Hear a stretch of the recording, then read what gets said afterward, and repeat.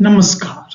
Tashkent समझौता, लाल बहादुर शास्त्री, भारतीय प्रधानमंत्री, अयूब खान, पाकिस्तान के राष्ट्रपति, अमेरिका और सोवियत रूस के भारत और पाकिस्तान के मध्य युद्ध के और अधिक प्रसार रोकने को उज्बेकिस्तान के ताशकंद शहर में ताशकंद समझौता होना माना गया है।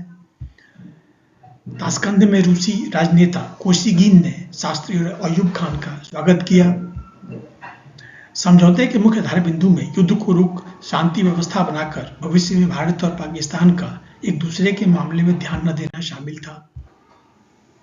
समझौते के अंतर्गत दोनों देशों की सेनाओं को पूर्व की स्थिति में वापस लौटना शामिल था।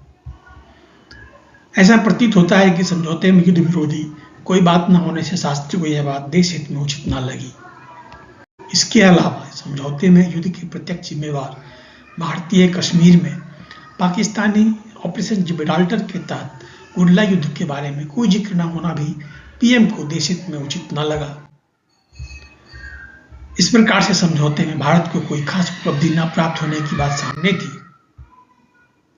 संभवतः राजनेताओं के बीच सहमति कोई देश हित में बहुत अधिक सफल न होने से शास्त्री जी असंतोष में रहे। आधिकारिक तौर पर हृदयाघात होने पर कोई पोस्टमार्टम रिपोर्ट उपलब्ध न होने से शास्त्री की मृत्यु के कारण पर असहमति हुई है। 10 जनवरी 1966 को ताशकंद घोषणा पत्र पर हस्ताक्षर हुए और कुछ ही घंटों बाद शास्त्री जी को सीने में दर्द की शिकायत हुई और सोवियत संघ द्वारा प्रदान किए गए विला का अचानक निधन हो गया। उनके निधन की खबर से पूरे देश में शोक की लहर दौड़ गई और नई दिल्ली में राजकीय सम्मान के साथ उसका अंतिम संस्कार किया गया।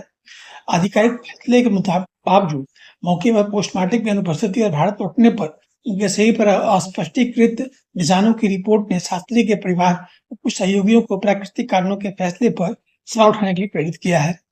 समय के साथ कई सारे दृष्टांत सामने आए हैं जिनमें गड़बड़ी से लेकर विदेशी संलिप्तता तक का आरोप लगाया गया है। संबंधित दस्तावेजों के लिए आरटीआई अनुरोधों को प्रधानमंत्री कार्यालय ने राष्ट्रोच्चार के आधार पर बार बार स्वीकार किया है। उनकी मृत्यु के बाद भारत ने 12 दिनों का राष्ट्रीय शोक मनाया। उनके पार्थिव शरीर को प्रधानमंत्री कोसिगिन के साथ एक विमान से स्वदेश लाया गया और ताशकंद में एक तोप गाड़ी जुलूस जिसमें पाकिस्तान के राष्ट्रपति अयूब खान पार्थिव शरीर को ले जा रहे थे ने ताबूत को अपने साथ ले लिया।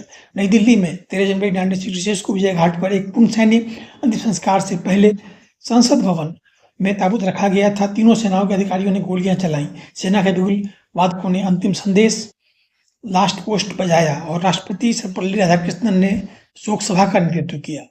शास्त्री जी के सादे राजकीय अंतिम संस्कार और विजय घाट पर उनके स्मारक की स्थापना ने उनकी विनम्रता और सेवा भाव की प्रतिष्ठा को और पुख्ता किया। उनका नारा जय जवान जय किसान आज भी भारत के सार्वजनिक जीवन में गूंजता है, जो राष्ट्रीय रक्षा और कृषि आत्मनिर्भरता पर उनके दोहरे ध्यान का प्रतीक है। Thank you.